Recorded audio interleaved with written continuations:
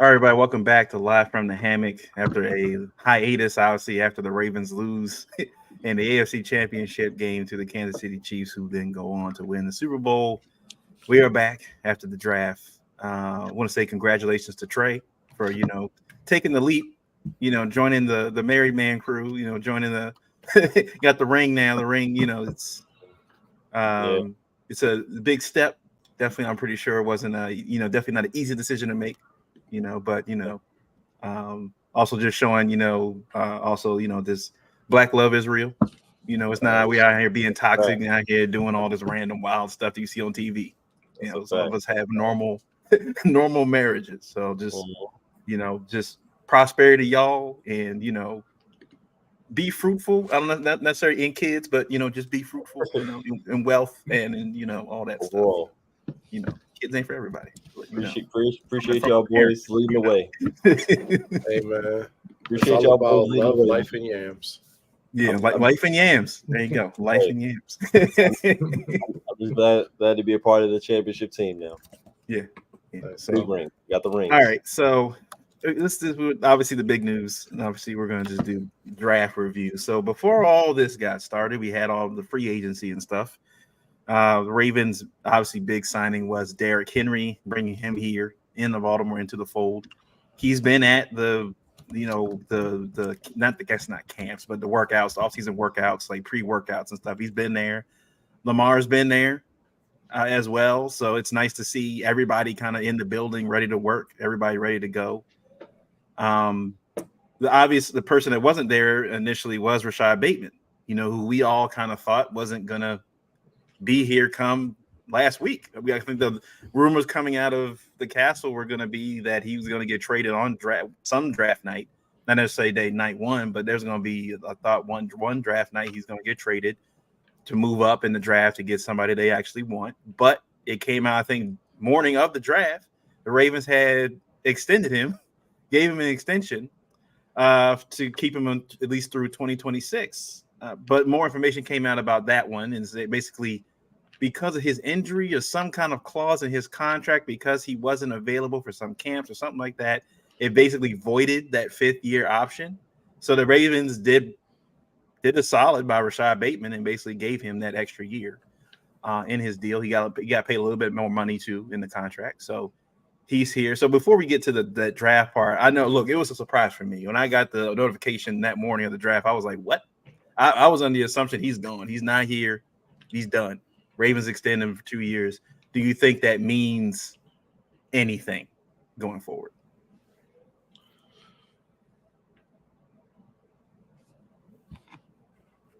Didn't realize I was muted. I don't think that means nothing going forward. Like you said, they did him a solid, and I was just as perplexed as anybody when we saw the extension because it seemed a bit premature. I would say, seeing as though we haven't really gotten anything else too major done outside of the Derrick Henry signing and everything like that, and just looking at what our receiver room looks like right now. The first thing we heard, I think, was Nelson Aguilar getting extended. Yep. So that was kind of the first like, okay, we extended Aguilar, but that must mean they have something else in store. But no, signing big and they're cutting grass right outside of my house. So if you hear that buzzing, um, but yeah, the Rashad Bateman, I'm I wasn't shocked, but I was kind of already like frustrated because I'm like, all right, we extended Aguilar, we didn't really make any major receiver moves at this point, and then on top of that, you double down and now you're extending Bateman until the additional information came out to the reason why and everything. It kind of makes sense. It's still one of those low risk type situations. It's not like we're on the hook for him for seasons to come. So I was okay with it. But yeah, my first thought was like, here we go again. And here we go again. We extended him. It's not like he proved to us that he deserved anything long term, and he didn't get anything long term. But it's just what Ravens fans want. We just want him to prove himself. That's all we really wanted, and he's been here for a good amount of time, and he's had, I think, more time than a lot of receivers would have gotten to show themselves. Unfortunately, hampered by injury, haven't really been able to get on the same page with Lamar. that could be whoever's fault. Whether you blame Lamar for that or you blame Bateman for that. He's been here long enough to kind of show us a different side. So initially I was frustrated, but it is what it is. And I'm still holding out hope that we're making another move. So if we do, then I'm even less concerned with that. But yeah, my first reaction was I was not excited. I was not thrilled about it, but it is what it is. Man, I wasn't excited at first. I've been a Bateman hater over the past 12 months. I think we all have. I mean, we've seen lapses in effort. We've seen the injuries over the years. And we've also seen flashes of what could be. We've seen number one receiver games from him, but we've seen injuries and lapses more than that. So I was surprised we extended him, but then once I kind of saw the details, I was like, okay, this makes sense. And when you find out the story about like why he couldn't get the 5th-year option, it makes sense. I'm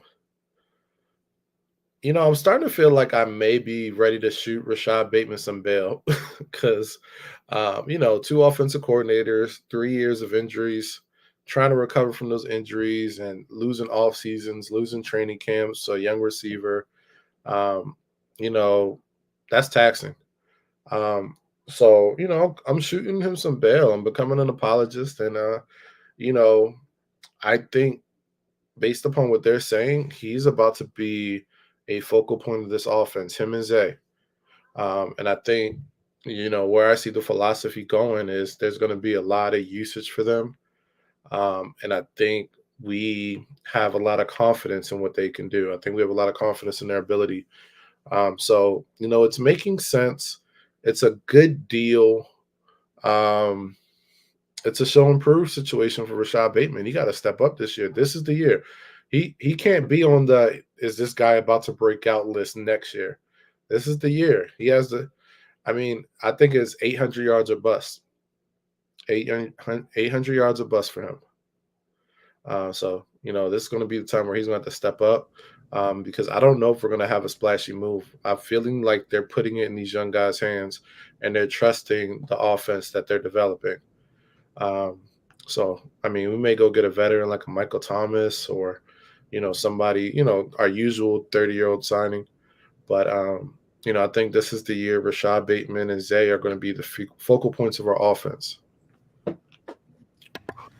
No, yeah, there was Bateman has 4 touchdowns his whole career here, which is, I think Nelson had more touchdowns in his 1 year here last season than Bateman's had in his entire career as a Raven. So, it was a shock move, I think, to everyone. It gives me a little bit of hope in thinking that maybe Lamar, Monken, and them kind of get together. Like, look, them extending Rashad is like, we trust you enough. We've seen enough from you, at least flashes, that if you're 100% healthy, that we can get you the ball. Now, we saw some all-22s last year where Bateman, in several instances, would be open, and Lamar just wouldn't look on that side of the field. He would be open.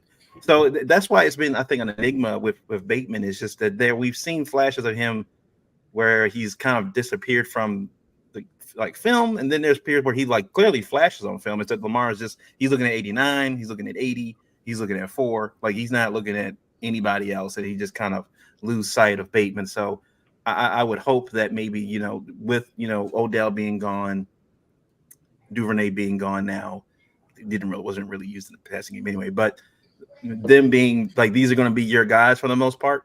Them waiting till the 3rd or 4th round to go draft a wide receiver. They're putting it in hands that basically we're expecting Zay to be the one, and maybe starting out Nelson will be the 2, but I think they expect Bateman to become the 2 at some point during the middle of the season. The Bateman, you got to step up, and like you said, 800 yards, you got to step up and beat it. We think you can be that guy, but we got to see it too. So, that was a shock move, obviously, before the draft. And then, we'll get into some free agent stuff too. So we mentioned, obviously, that Derrick Henry signed with the Ravens, but the Ravens did lose a good chunk of players in the offseason because they can't sign everybody. So you lost Clowney. He signs with the Panthers. Ronald Darby signs with the Jacksonville Jaguars. Duvernay, he also goes to the Jaguars as well. Gus and J.K. go to the Chargers. We also lose Patrick Queen to the Steelers. He went in for less money, but whatever. I'm not going. It's whatever. He could stay here for the same amount of money. It's whatever. We lost John Simpson to the Jets. Geno Stone went to the Bengals. He was obviously in his feelings. So him and Queen were both in their feelings. So they decided, let's go to the division rivals and go try to, ruin the Ravens' day. Rock Ya-Sin goes to the 49ers, and then Kevin Zyla goes to the Lions. So they lost a good chunk of that the defense that were production, like especially Clowney, Geno, and Queen. A lot of production from those three guys, especially later in the season, that they're going to have to, guys are going to have to pick up the slack. Like Afe Owe, who apparently I think I heard that Ravens did picking up his 5th-year option, which another shocker to me. Like I definitely didn't expect, Adafe to get picked up, but he may be a situation where Adafe, maybe they realize he's not an edge rusher, which would explain the draft pick they got. The other Penn State edge rusher they picked up, it could be moving into that Clowney, Calais Campbell role. Maybe they add some weight, maybe work on more of his. They said he was better with the power moves and he was more with the finesse moves of getting past guys. So maybe he works more in the run game, things like that. It kind of adjusts what his actual position is in this team. But they still needed some weapons on offense. They still needed running backs, but with Keaton Mitchell being out, probably till week 4, week 5. Derrick Henry can't carry the ball 40 times a game, so they still need people to carry the ball in the backfield as well. So let's get to it. Let's get to the draft, and I'll share my screen real quick here, so we can see this. So this is the picks. We're gonna share this screen. All right. So first pick in the draft, Ravens get Nate Wiggins, cornerback out of Clemson. Apparently Nate Wiggins was the number 1 guy on their board. So from Harbaugh and them, I think when Cooper DeJean had dropped that far, I thought for sure the Ravens are going to pick him. He was the returner of the year in the Big Ten. He was one of those. He was basically another Brandon Stevens type. He had played safety some. He played cornerback. He was really good, and it was kind of that Swiss Army knife there. You could kind of put him whatever you need to on the field in the secondary. But Nate Wiggins, apparently, I think when the Kansas City Chiefs traded up to go get Worthy, a speed guy, I think the Ravens are immediately like, we got to go get Wiggins. So that's apparently the one thing he did at Clemson was he was known as sub 4.340 in the combine, 4.28 in the 40.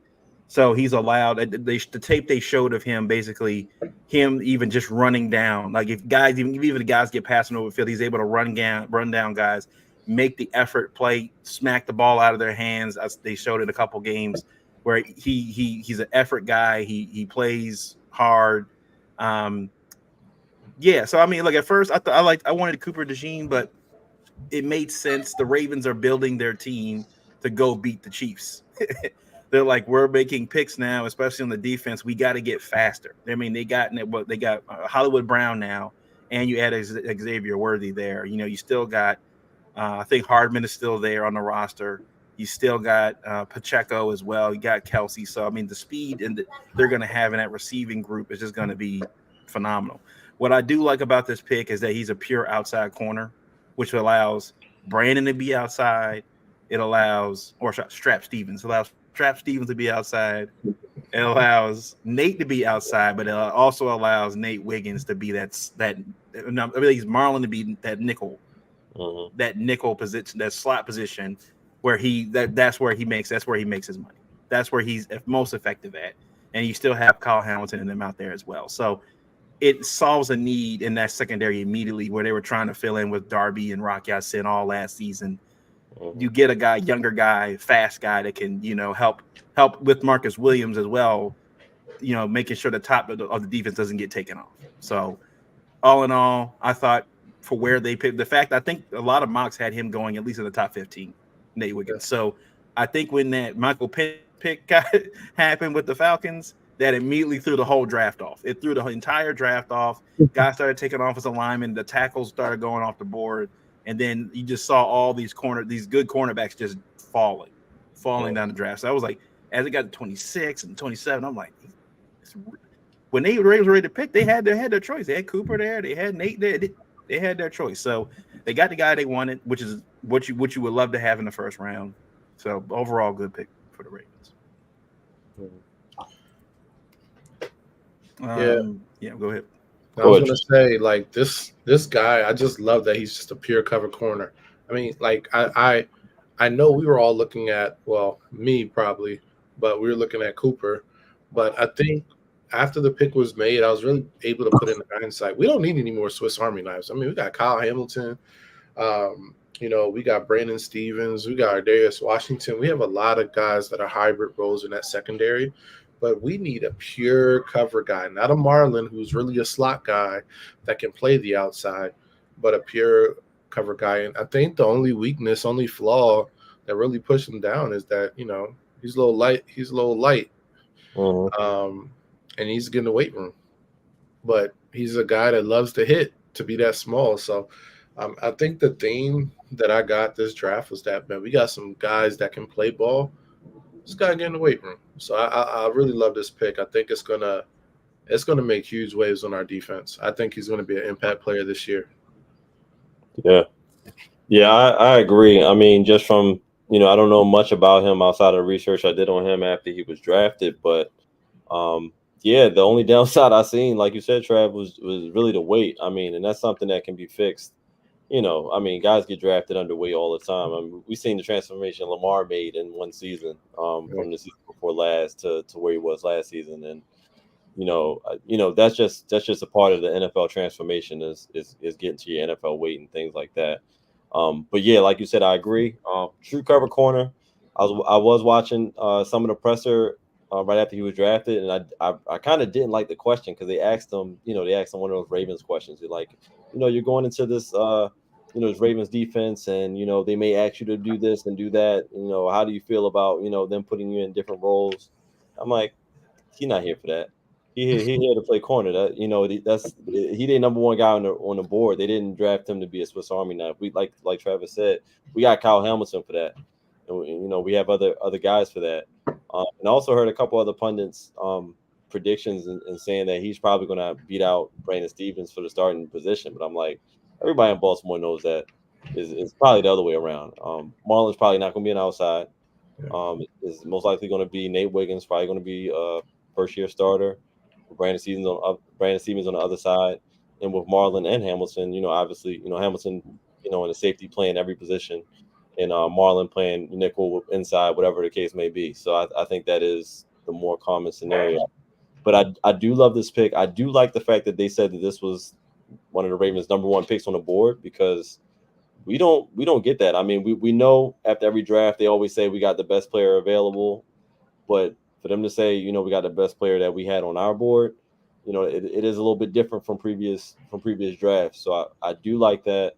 I do feel good about this pick, being first, and I think we're gonna get some good value. I mean, Miles, when you started off and you just started talking about all the players that we lost this season, we haven't gotten to everybody else, but when you just think about who we lost in our draft, it's kind of like we kind of addressed mostly, especially at the cornerback position, we addressed some top needs. So I'm pleased with Nate Wiggins as our first pick. I think we got great value. I think he would have been gone a lot sooner, honestly.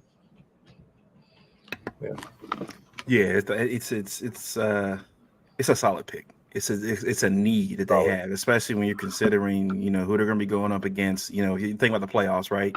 C.J. Stroud and Nico Collins and Tank Dell, and then you got the Mahomes and his boys, and it's like you're going to need some speed out there to combat that on defense and give some help to this this defensive line that's going to be a little bit younger. With Brandon Williams still in the interior, but on the outside you still got Adafe and Ajabo who are unproven. So you're going to need some help from that secondary to cover a little bit longer than normal.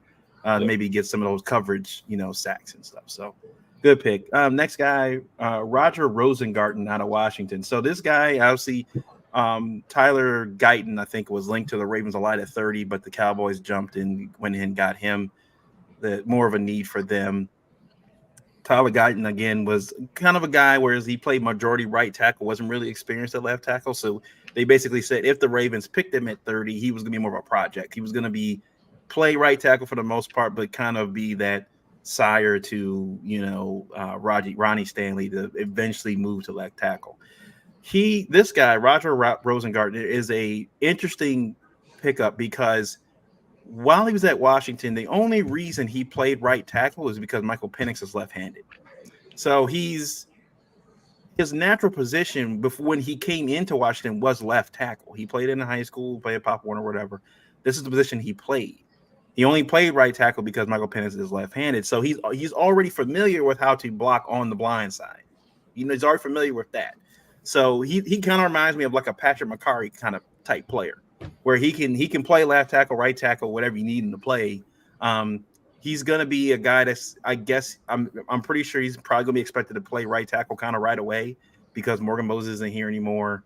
Maybe McCarry takes that role at first, but I don't know how they're gonna use McCarry. They may want to still kind of keep him in case Ronnie gets hurt and keep him on that left side. So we'll see. But they said he did struggle, I think, in against some of the he did struggle, in that, I think, in the bowl games and in the college playoff. He did struggle a little bit letting guys get past him and stuff. But they said a lot of the stuff that he needs to work on is more just the technique stuff. Like, he's got the size. He's 6'5". He's very agile. He's very athletic, which is what they need on the line now. I think the Ravens are starting to realize we don't need to have just big bodies in there, like a big Cleveland type. We need guys that can move. So what we've seen is what you lack in technique is like standing up straight and moving guys this way, moving guys that way, is the ability to just move the line. If they can more rollouts and things like that, move the line this way, move the line that way, where they can just kind of road grade and just push guys and just kind of turn them, that will kind of help. So I think he definitely starts right away at right tackle, but he's definitely an option if they decide to move on from Ronnie Stanley after this season. So they got a guy they wanted. I think he wasn't necessarily he wasn't the guy they wanted on the tackle they wanted on their board, but you saw in the draft, like, tackle, they had drafted like 6 tackles, I think 6 tackles and 6 quarterbacks in the first round, which has never been done before. So they said it was a very top heavy draft with this tackles. They said a lot of guys you're going to see day 2 and day 3 will be project. Like, depending on the team they go to, they're still going to need some work to kind of get to that level. But the Ravens have one of the better offensive line coaches, I think, in the NFL right now.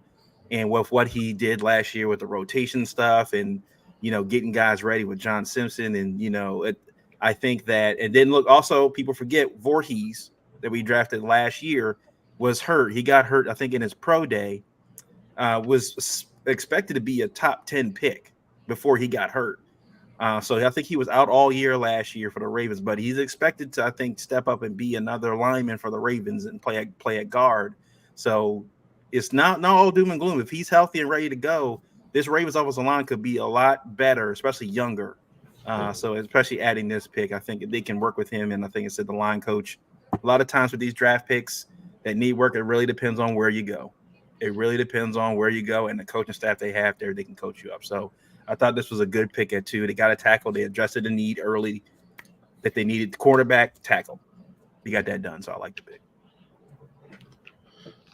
Yeah, I love this pick, and I think the philosophy is really what's important here. Like, this guy is great in pass pro. He's great handling guys off the edge.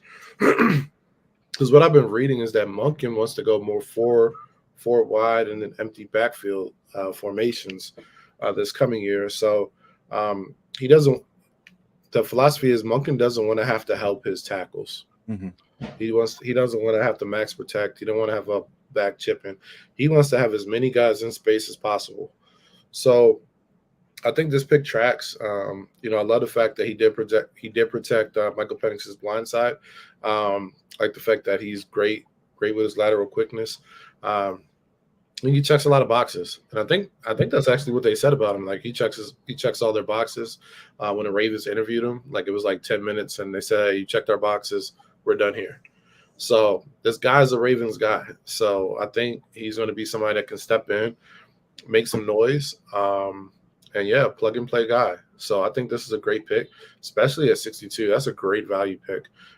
So I love the pick, and um, I want to see like how everything plays out. Is he the long-term successor to Stanley because this guy that did protect the blind side, or are we about to have those be our bookends for at least the next 4 years? So Mhm. Yeah, I definitely like the pick, especially I mean considering what was available Mhm. out of the best coming off the board. I do like picking up a guy who's versatile. Like you said, the size is there, 6'5", 308. But I love the fact that he's versatile. I mean, especially with us bringing in Derrick Henry and just having some young blood on the line, and the fact that he basically protected um, the blind side. It seems like he will be able to, even if we needed him at left tackle, like you said, he could take Ronnie's spot if necessary. I'm hoping Ronnie comes back healthy, and it'll be one of those situations where it's one of the good problems. Ronnie's good, Roger's good, and he's first year starter, and we're just kind of good to go. We kind of just smooth sailing, but I guess that that remains to be seen. But I guess the best part I like is that he's athletic. He's not just a big body in there that's just taking up space. He can actually, compete. They say he has like shorter arms, whatever the case may be, but he's also still a physical guy as well. So he'll be able to still fight guys off. But his limitations will be remain to be seen. But the fact that he did pretty good. Playing in front of Penix is a good sign. So I'm not mad at this whatsoever. All right, next pick was Adisa Isaac out of Penn State. Obviously, another Penn State edge rusher coming to the Ravens. He was actually he said that Adafe was his not was the he was the guy that kind of showed him around. He was the one when he was visiting the campus at Penn State, showed him around and everything. So I think they played 1 year together before Adafe went into the draft. So his story is a little bit interesting in the sense that he was outside of Ajabo because Ajabo got hurt. Like at Penn State, Isaac was a little bit more productive. Like he had an interesting kind of career. Like the first 2 years, he barely even played, but then he had like I think either a redshirt year, like in 2021. But then after that, he got like 3 sacks, and then junior year, and then his senior year, he got like 7.5 sacks. So he got better as the years went on. And he out of both, I think Ajabo and Adafe, he has the most experience at edge rusher, coming out of Penn State. So I like this. I like this pick only because I think it kind of fits that Tyus Bowser role. With losing Tyus now with that angry knee or whatever it is you want to call it that he has. It kind of, I don't know if I expect him to be like Elvis Dumerville type or anything like that. I don't expect him to get 10 sacks or anything like that. But if he can be that guy that can kind of, play in the zone, if he can be that guy that play in the flat and, that Kyle Van Noy type. Kyle Van Noy, in his prime, well, even last year, Kyle Van Noy had one of his best years. But I think even the Ravens know they can't rely on Van Noy every single season. So he kind of fits that mold. He gets to learn under Van Noy as well as a veteran, leader on the team. So the Ravens understood when they were in this draft where they were picking. Like these guys aren't going to be all pros right away, right? These guys are going to be Pro Bowlers right away, but they can provide us some depth and some, in places that we were lacking last season. Like I think a lot of us expected Tyus Bowser at some point to come back. Was never listening on IR, never listening to injury report, nothing, and it's just kind of missing. And Tyus Bowser, when he was healthy, was one of the best defenders the Ravens have seen in a while. And we just didn't see that. So I think he kind of fits this role a little bit. They said he's really good at defending the run. Coming against the Steelers with Jalen Warren, and Najee Harris as well. You still got Nick Chubb, who will be coming off of his injury in Cleveland. And so yeah, I like this pick. I thought it was a good move for them. Again, they said that there wasn't a lot of depth at edge rusher in this draft. They said I think outside of Jared Verse and the edge rusher out of UCLA, the one that went to the Colts. I can't remember his name now. But outside of those two guys, they were like, yeah, it's not that deep edge rusher wise. This is going to be, where they go. But they said Dr. Sack, Mr. Sack, in Baltimore.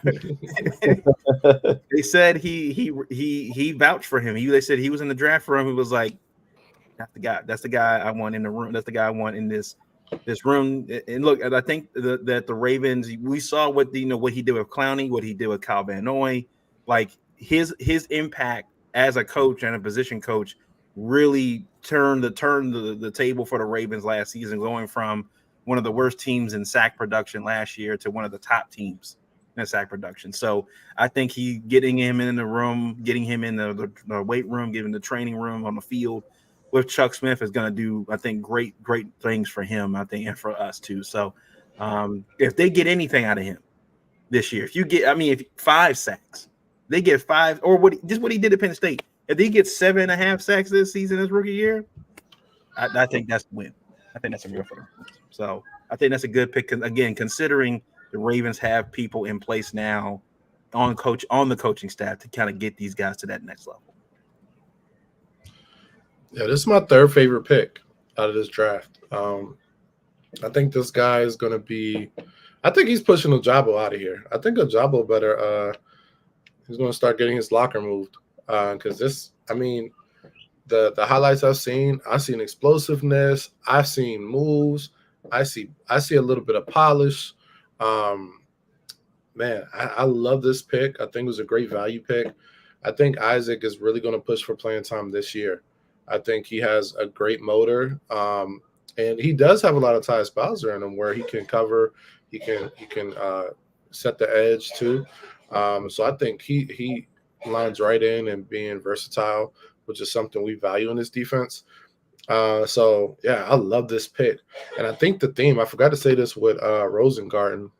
The theme in these first 3 picks is that these are ultra talented football players that just need to get stronger. All of them have the same major flaw that made them drop. People just want them to get stronger. So get these guys in the program, and they could definitely end up being big steals for us. Yeah, agreed. I like this pick. I liked it even more when I went back and just kind of look at some of the numbers from Penn State. I'm not gonna lie. When I seen Penn State edge rusher, my head went up a little bit, and I was like, please tell me this guy has like just something like tell me he has numbers to support this. But this isn't just a relationship draft, Like I don't want you drafting him because his guys are already here, and this is too high in the draft to be making decisions like that. But I do like this pick. I did see a little bit of tape on him, and I kind of see what Travis is seeing, and what I also love is that he had like 16 tackles for loss last season. Like that's really really really good for a college edge rusher. Like those are numbers that you don't really see that often, and he's had solid production at Penn State. So I kind of love that his numbers supported as well. His coverage is not bad whatsoever. And like you said, if strength is his downside, those are tangibles that can be corrected. I'm not worried about that whatsoever. He's going to be right next to Oweh, who's a freak of nature, and Oweh is going to I think it's going to be a good thing for both of them. I think him coming in there, being from Penn State. Being a young guy now, Adafe is now a veteran in this league. I think it's going to be great competition for Oweh because Oweh kind of, the writing's going to be on the wall for him soon, especially this year, if this guy, comes and takes his spot. So I think the competition overall is going to be great. It'll be a hell of a story if both these guys can kind of, excel this season on both ends or whatever the case may be, because, that will be, obviously an ideal situation. We still got Ojabo, I guess, coming back, at some point. That remains to see how that's going to go. But once again, I hate to just keep saying I love these picks, but this is the Ravens addressing a need. This is a need that we needed, that we had to have, and I'm not mad at who they went with. I think he's going to actually do very, very well. Yeah, I think like Travis said, with the theme, with the Ravens are drafting here these ultra talented players, but also pitting guys on the roster on notice as well. Adafe and Ojabo, Falele, Cleveland, all them, like they're drafting guys in their spots. Like, hey, look, when you guys come into camp in July or even these mini camps, we need to see it. Mhm.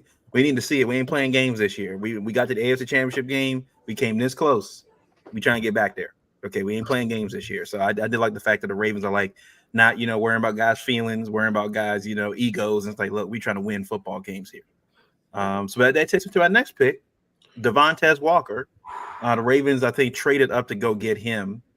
Now I watched actually last week before I watched Steve Smith and he did his video on like I guess his favorites or his guys to look for in the draft, and this guy came up, Devontae Walker. He's been mocked as a Mike Wallace type player when he's came out of the UNC. They said, he's got to work on the route tree. He's got to work on, he's still they said, Steve Smith was breaking him down. Like there's still some movements and stuff he still has to work on. He still has to get better at.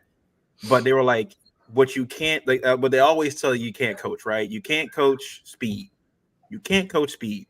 And they said that's the one thing he's got is that he can take the top off of defense. Like Mike Wallace did when he was in Pittsburgh. Like Devontae Walker, they showed his numerous highlights. I think they even showed him when he played against Nate Wiggins. He's able to just he can when they stack against him, they bracket him, whatever. He knows how to just get open down the field.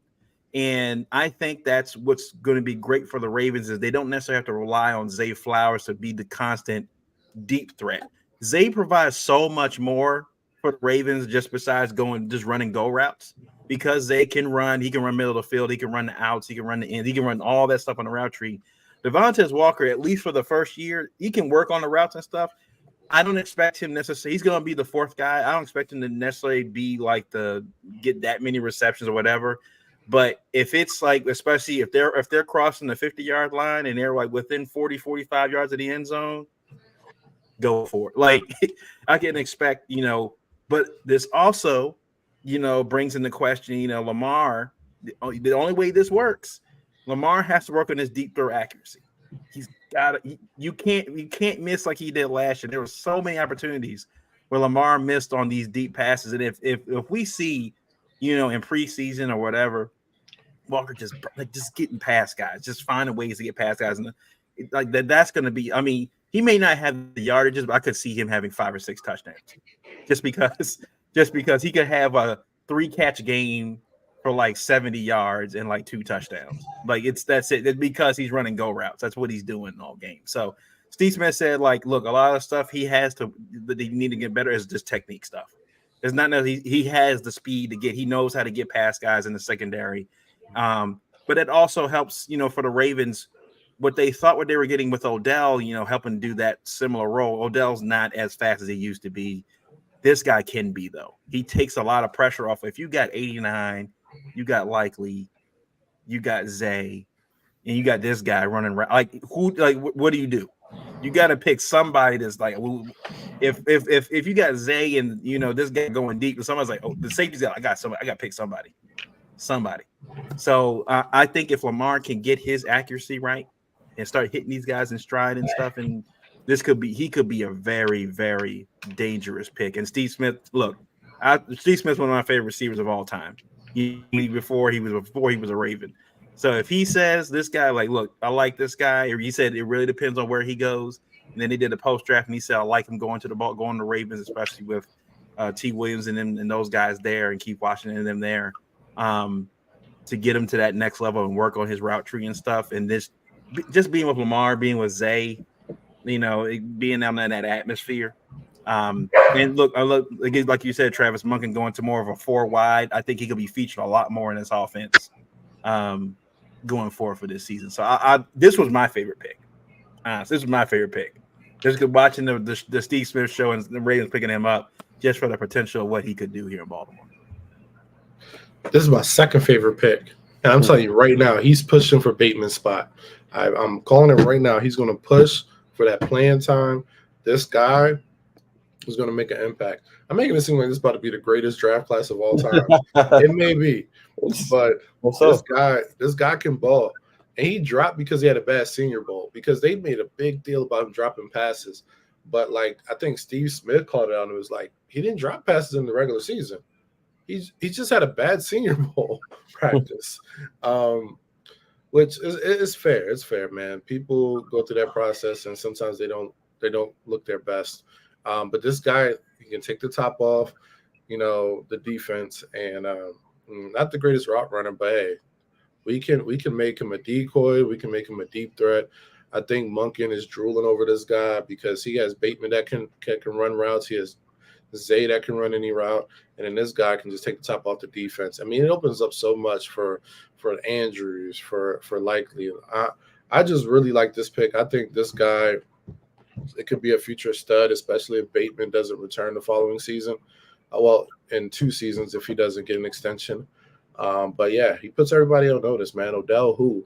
This is my second favorite pick. And I think I'm booking it right now. Lamar Jackson, first 4,000-yard passing season this year. I hope you're right, man. I do like this pick. Wasn't too familiar with Tez Walker, but after doing a little bit of homework on him, I do love the upside, and I also love the idea of putting another speed guy out there at receiver. Because like you said, I feel like it was great having Zay, and what we got out of Zay last year, we literally couldn't have asked for anything more out of what we got out of him production wise, and you know, flash plays, highlight, all of that. He gave us the whole nine. I mean, outside of the last fumble. But yeah, we couldn't really ask for anything more. But the fact that this guy's a speed guy, they said, what is he, the fourth? They said the fourth fastest 40 time. Yeah. Second best broad jump, fifth best vertical jump. Like this is astronomical stats just to be getting in this round. Um, I wasn't sure about the catch thing, but I'm glad you cleared that up, Travis. That we're talking about a lot of these punters are getting that from one game, which is fine. And it looks like he had a phenomenal sophomore year in college. Like he had like almost 1,000 yards or something, several touchdowns. The guy looks like a baller, and I guess he went to a new school in his last season, and that probably affected some of his numbers. It was his first year at UNC, but I like the upside, and I think that's good enough for me. And the fact that up to this point in the draft, it's not like we made any moves at receiver. Obviously, I'm still hopeful that we'll get some type of free agent move being made. I mean, it's kind of hard pressed at this point, but you just never know. But I do feel a lot better now that we do have this guy. We have another speed guy, and I agree, man. Bateman, he's under probably more pressure than any Raven at this point this season, only because I think that that extended deal did not help the pressure at all. I mean, you just got extended, and on top of that, we're bringing in a new guy who kind of fits the mold. He might be a little bit faster than you. He probably has a better vertical than you. You might have him on a route running, but that might be it. So yeah, I think this is another situation, just like we talked about the last pick. This is going to be some great competition for some guys, and guys are going to have to step up. Guys who've been here is going to have to step up, and I'm just hoping that this creates competition in the benefit of the team, and that's really what I want.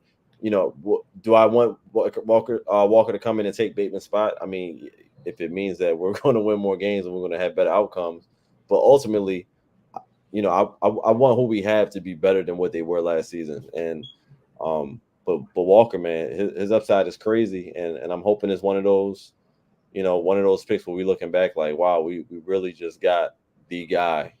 But obviously that remains to be seen. It's a lot early, really, really early for that. But I am, if it's not my favorite pick, I'm probably the most excited about this pick. Yeah, and Steve Smith also said that Tez he's a hard worker too. Like he's like this guy, like he wants to work, he wants to get better at his craft. So they expect him to come in, and it's going to be interesting to see because they showed plenty of film with him, just going down the sideline and stuff. But he's also just dangerous in the middle of the field too. Like you can imagine, like where that's where Mar loves to throw the footballs in the middle of the field. So if he can start working on a route tree early on, just working stuff where he can get stuff over the middle, his breakaway speed, like he's gone, like it's a touchdown. So when you got a guy like Zay and him, like are able to just break away and get like that yak yard, like man, yeah, that's if they can get that out of him, man, yeah, this Ravens offense could be serious. So Corey said Tyler. Oh, didn't Tyler Boyd sign with the Titans. Titans? Titans. He signed With with the the Titans, right? or expected to sign. I know. Expected to sign. Okay. I know they said Zay Jones. There's still a few guys out there. Zay Jones is still out there, and there's still some.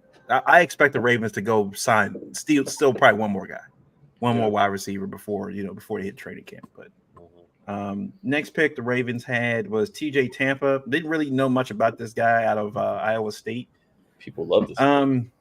People love it. They said, yeah. So they pro comp to him is Kyer Elam, and then who plays with the Buffalo, who plays with the Bills, and he's one of like their best secondary players. So if you're telling me the Ravens got a Kyer Elam type in like the fourth round, I'm like, and look, what it works for him is that they said he's really good in zone, which the Ravens struggled in last year. They struggled in. You saw what happened with the Chiefs. The Ravens struggled in zone. That's where Travis Kelce lives. Travis Kelce lives in against teams that can't play zone coverage well. Finds a spot, he sits down in that spot, catches the ball, and runs 20 yards or whatever.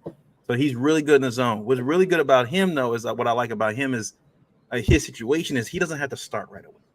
And to expect him to be productive right away. Like you still got Arthur Millette. Maybe he takes Millette's spot. I don't know. Maybe he's a younger Millette type player where Millette wasn't great in coverage. We saw that I think in the Steelers game. He was kind of awful in that game. But they bring Arthur Millette back. You still you said you got Stevens now. You got Marlon Humphrey. You got Wiggins they just drafted. I'm assuming they'll probably sign somebody else too. But I think it's another good depth signing for them. I think they'll find a role for him. I'm pretty sure. They said he played receiver at high school, so he's got good hands. I always love when you hear about cornerbacks. They did play receiver at some point, and they switched to corner, so he can play. He's like Trayvon Diggs, like he can catch the ball and get the ball. So what I did like about this pick was what the Ravens are picking as they're getting guys that still go attack the ball. Right, they're getting away from like we just want guys that cover. We like the success we had last year. We want turnovers. We want takeaways. So if you see the ball, go get the ball. That's what we want. So they got a guy here. If the pro comp here is Kyer Elam, I love it. I love this pick. I know Travis, you said it's not the best draft ever, but so far as we're going down this list, man, we're just like, and like I said, I didn't know about this guy, and then I did my little homework on him, and I was like, okay. Like he's not going to be expected to be the outside guy, but he's going to help out in the slot if they put 4 wide or something like that, or they need to give a break to Marlon or something like that to go and cover like that fourth guy. If he's covering the third or fourth guy, I'm comfortable with that. So yeah, look, Zach Orr's defense I think is getting some good guys here, that they can work with. So I thought this was a really good pick here. I gave him an 84 grade. So he was close to Nate Wiggins' pick. Nate Wiggins' grade I think wasn't that high. He was 89, 8 with Nate Wiggins. So he's not that far off. So I'm like, it's a really good pick right there. So yeah, I like that pick. Man, getting a number 46 ranked player at pick 130 is insane, bro. That is insane. Yeah. This is my favorite pick. This guy provides insurance if Brandon Stevens doesn't get an extension or we lose him in free agency next year. Bye-bye, Pepe. Bye-bye, the other guy, Jalen Armour-Davis. Like, you on notice. Y'all might not be here in August. Or September, or whenever cut down day is. I mean, this guy 6'1", 189. The only thing he needs to do, get a little stronger, but they say he has a strong punch. But he can play man. He can press. He's great at jamming. That's the first thing you see here. He's great at jamming right off the line. Who does that remind you of? Strap Stevens. He's versatile. You can play zone. You can play man. They said he could play safety. Who that reminds you of? Strap Stevens. So this guy, he's a very intelligent player. He can get physical. He's a playmaker. There's so many great things about this guy. I'm super excited just because I think he can step in right away. get breathers for guys. He can be there because we know the one thing that is consistent with the Ravens is they're going to have a DB go down every now and then. So I like it. I like it a lot. I think it upgrades us because we had guys coming in, Rock Ya-Sin, my man Ronald Darby, and we need to replace those guys. And I think we have with these two picks adequately. There are going to be some bumps early, of course, they're rookies, but I think this guy is going to be special. I think we're going to look back and say he's the best value pick in this draft. Look it. If we can't pay Stevens, TJ Tampa is going to be our number 1 or number 2 corner, man. And if we do pay Stevens, bye-bye Marlon. Hey man, if you like it, I love it, man. Like I did not know a thing about TJ Tampa, but Travis, just listening to you describe that, you got me hyped, man. I mean, I you can't really look up a DB's stats and just understand what's going on over there, but sometimes you can, because it's like the fact that what he's known for. I like that he's known for being versatile. I like that he's known for jamming receivers. Like that's probably my favorite thing. Like when the DB can just get up in the receiver's face and just not let them off the line. Especially what our goal is this year is to sack the quarterback. That's going to be huge. Like you said, it's not that we need him to start right away, but I love that he's going to be there. And if he's a good player, he's going to be on that field. I mean, if the Ravens will show you if you've earned it, like you're going to be on that field in one capacity or the other. And I think, like you said, it's another one of those things where, he's kind of comparable to Brandon Stevens. So more good competition coming into onto the team. I do like the upside. It seems like this guy is kind of like born to be a Raven almost. Like I just like what I'm hearing about him. I like that he played receiver in the past for all of the reasons that you guys pointed out. And yeah, just excited to see where it goes. I was just shocked to see all the love for TJ Tampa. Like y'all are putting me on, but I'm gonna be watching a lot closely now going forward just to see what comes from it. But yeah, it seems like great value just looking for the draft grade and an overall ranking based on where we got him. This might be the most value pick out of the ones that we've seen. All right, so moving on, their fifth pick in the NFL in the draft. They got Rasheen Ali out of Marshall. All that's really known about him is I think with why they drafted him is to be more of a spell for Derrick Henry. Doesn't have a lot of breakaway speed. He's not going to outrun anybody, but he can get 4 or 5. He's like a new Gus. He can get 4 or 5 yards. He can he can do the dirty work for you when you need be. I think he's really much of a holdover until Keaton gets back. Once Keaton gets ready, look again. They could be an undrafted guy to Ravens. Like in training camp, that becomes the new guy. Keaton Mitchell was undrafted, so the Ravens are good at finding that running back, and in whether it be somebody else's practice squad or an undrafted free agent. So. He was more of an assurance pick for the Ravens. I kind of wish they had picked like a Braylon Allen out of Wisconsin, it being a backup to Derrick Henry. But again, or Blake, or Corum, at Michigan, really liked him. But the Ravens, I think addressed more needs, on the defensive side and on the offensive line there. So he's more. There's not really much about him. He's just feels like he's going to be a backup to Derrick Henry when he needs a spell a little bit, or at least until Keaton gets right. So, yeah, I think this is a cool pick. It wasn't this crazy value pick, but I think this is a cool pick. This guy reminds me of J.K. Dobbins, but without the long speed. He's quick. He can be powerful. He can catch the ball at the backfield. I think his biggest thing is he had an injury, and that's why he dropped. But yeah, from what I've seen, he's very comparable to J.K. Dobbins. He just is not going to get you that long 60-yard touchdown. He's going to get you the 10, 15-yard chunk plays. So I think this is a solid pick. I mean, I don't know really where he lands in the scheme of things, to be honest. I get what you're saying, Miles, with like spelling Derrick Henry, but I'm wondering if he beats out Justice Hill because my man Justice was balling last year. Mm-hmm. So yeah, I don't know. Like, I don't know what it looks like for Keaton. They've been quiet on Keaton. Um, I haven't even heard much about Justice. It's just been all Derrick Henry. So it will be interesting to see where he fits in all of this because that puts us at 4 running backs. And granted, Keaton may not come back till midseason. But when he does come back, where does Rasheen go? Yeah. Yeah, I mean, this is okay pick. Like I said, I think it was still a necessary pick. Just for depth purposes, especially starting off the year. We, like you said, Travis, there's a lot of unknown with Keaton. Justice, I'm completely happy with Justice. Like, I don't think Justice will really be fighting for his spot this season, barring his health and everything like that.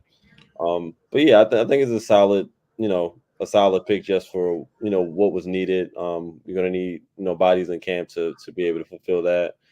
Hopefully he shows us something different. I mean, just from what we're expecting. But this guy, I was looking at his numbers. He had a phenomenal freshman year. The guy ran for 1,400 yards. I mean, it's college, it's whatever division he was playing in over there.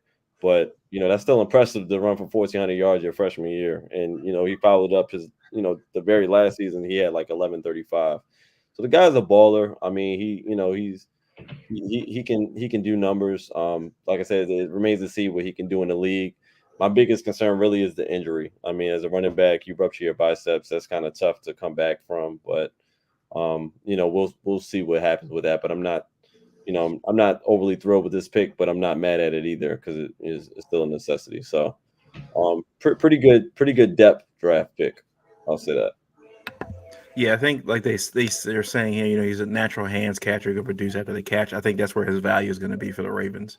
Where, like you said, Travis, if he's maybe spelling that's not necessarily Derrick Henry, but Justice Hill. Like if Justice Hill's in there, and he's going to have to provide some value in the run, some kind of passing game, 5 yards, 10 yards, get open, swing, pass, whatever that may be, and make something happen after the catch.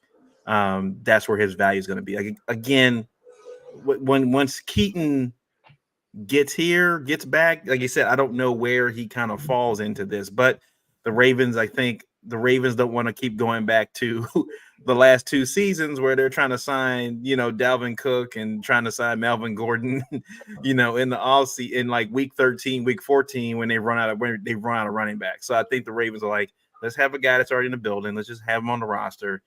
We can work with him and kind of find out where he fits in the scheme of what we're trying to do for this season and go from there. Again, he doesn't have to play right away. I think that I don't think he's more of a depth thing. I think I wouldn't be surprised if the Ravens still go out there and get somebody else, whether it be undrafted or even free agency, once before training camp hits. So, this next pick was the most confusing to me. Devin Leary, quarterback out of Kentucky. He doesn't fit any scheme for the Ravens at all. Like, there's no rhyme or reason, I think, why he's here. Maybe they feel like he's a change of pace thing, where if Lamar got hurt and they were to put him in, or something happened to what's the backup now? Franklin? Is it Franklin? That's the It's Josh Johnson. Josh Johnson's the backup. Okay. So Josh Johnson, if those 2 quarterbacks are Lamar and they have a similar play style, it's something where that happened to 2 of them. Maybe Devin throws a wrinkle where he's not a mobile quarterback at all. He's just kind of, he's a more of a stand-up quarterback, a more traditional pro style quarterback that they can kind of throw in there, Trace McSorley type. I don't know what do you want. I mean, this is the most confusing. I didn't understand this pick at all. I will say up to the 4th round, I was like, this is going great, and then by this pick, I was like, what is going on here? So I was like, we'll see. I think he's more of a camp arm. He needs somebody in camp. They're gonna need all these quarterbacks and practice squad players and all this other stuff. So, I guess that's what it is. I've been hearing that this guy is like Ryan Fitzpatrick, like arm talent out of this world, but he's a turnover machine. So like he can make every throw in the book. He can do whatever he want with his arms. He's not much of a runner, but his thing has been turnovers, and that's why he's down so far because he turns the ball over. Um, and I think what I see here is probably the issue, like his ball placement. Um, but there's been some people that have been high on him, especially this as a 6th round pick. Um, they think that he can come in and compete with Josh Johnson for that number 2 spot. And he doesn't fit the offense, but I can see this being more of a Munkin pick, where it's like, let me get a guy in here that I know can that can run my offense, that can throw that ball around.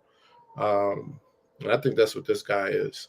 Um, they needed to get a quarterback. They needed to draft one because Tyler Huntley, him and his 3-yard throws left to Cleveland, um, and Josh Johnson. I mean, he's entering 55 years his old. LeBron year. Yeah, my man's ready to become a deacon at a Southern Baptist church. So they need somebody in there that can throw the ball around, and I think that's what they were going for here. To be honest, they probably should have done a little earlier in the 5th round. I think I don't know when Joe Milton got picked, but I felt like that would have been the right pick for them for backup quarterback would have been Joe Milton. But I'm gonna give this guy a chance just because of the arm talent. But I don't see him unless he learns to not turn the ball over being a long-term answer at the number 2 quarterback position. Yeah. Honestly, I don't have much on this guy. I'll just say thoughts and prayers. Thoughts and prayers. Thoughts and prayers as well. Thoughts and prayers. I That's mean, all we do. we needed a, we did Need an need it. arm, right? Need an Yeah, we arm. needed an arm. We needed to draft a quarterback. Um, just don't know much about him. I mean, you look up his numbers. His best year, 2021. Um, he threw like 35 TDs and 5 interceptions. That was really, really good. And his last season, he went 25-12. But I don't know if that tells a story because, like I said, the percentage was like 50-some percent. Like like you said, it wasn't amazing. But yeah, we'll see. I mean, we needed a quarterback. They drafted a quarterback. We'll see where it goes. Right. All right. Next pick, Nick Samac, out of Michigan State. Depth pick, I think for Tyler Linderbaum. In case something happens to him, I think they would like not to rotate Voorhees or anybody else in that spot. They're like, well, we would rather have somebody that's a natural center playing the position if something were to happen to Tyler Linderbaum. That's why this is a pick in the 7th round. I think this is just strictly a depth thing. Again, he doesn't have to play right away. He can kind of, work with. Was it Desarn? That last name I can't pronounce that. The offensive line coach last name. He's a good offensive line coach for the Ravens. But I think it allows him to work with Linderbaum too. Like he can get better as well. Maybe provide some other value. Into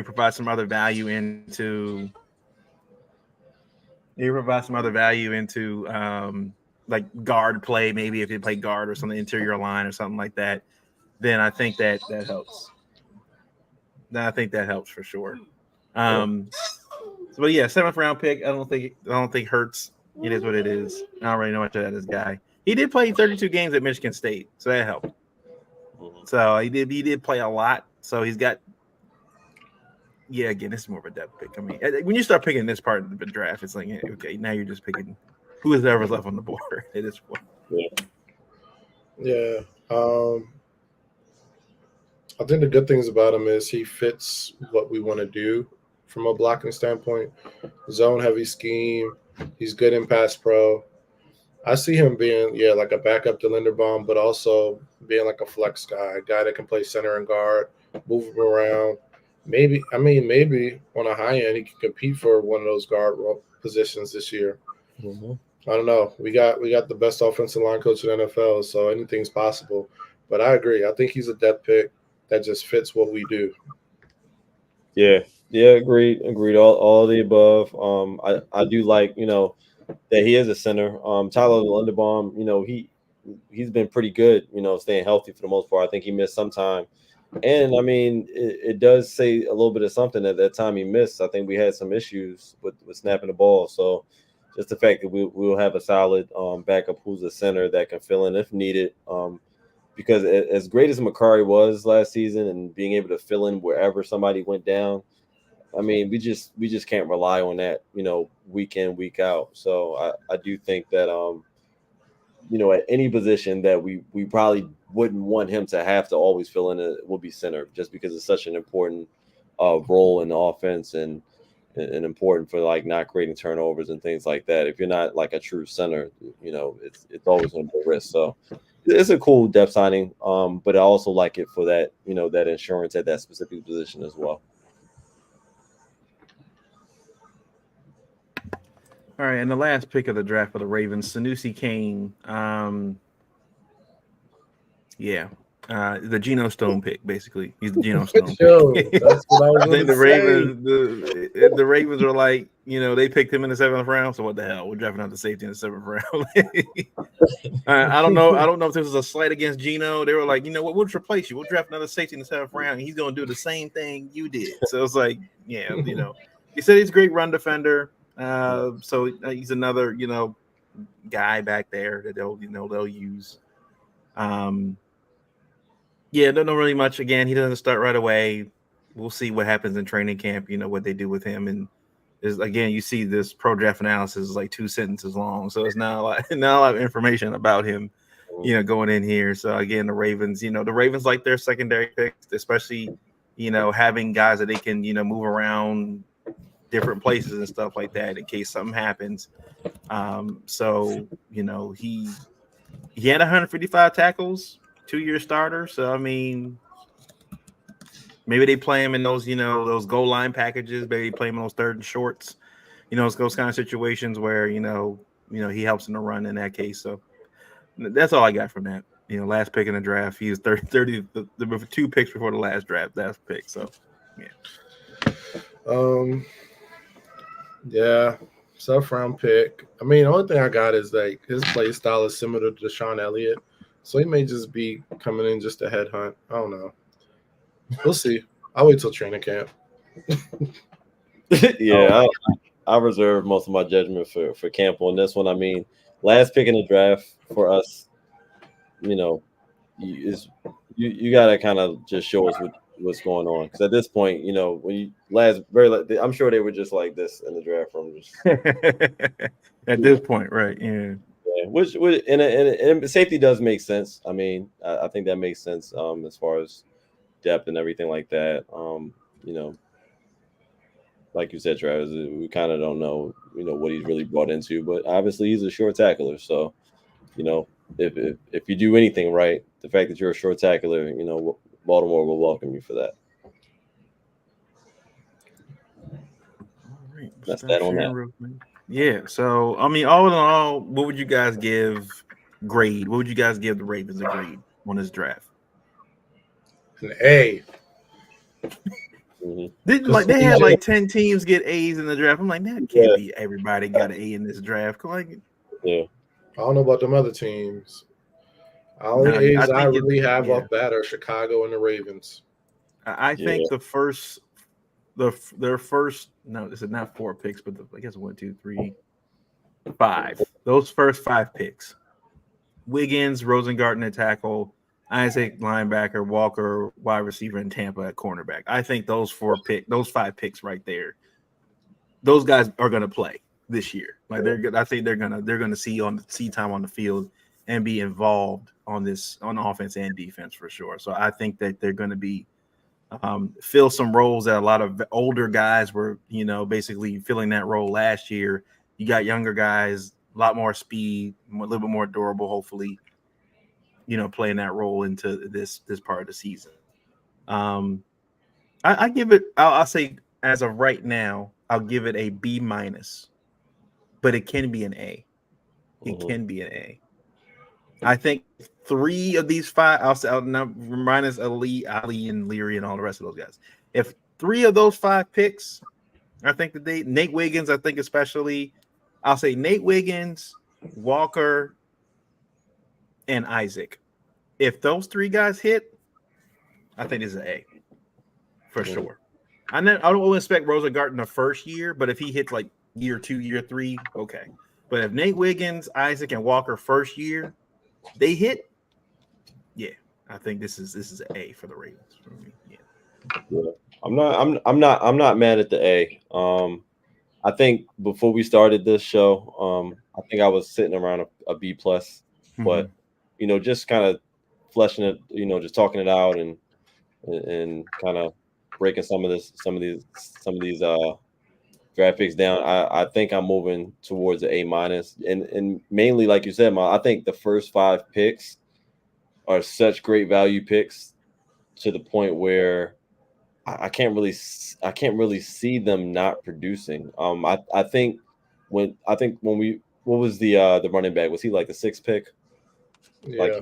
a Yeah, he six was a draft? 6 pick. He had the 6 one. I, Yeah. I think our last 3 picks. I mean, to me, it's not really impacting my grade. So that's why I'm kind of leaning towards the Okay.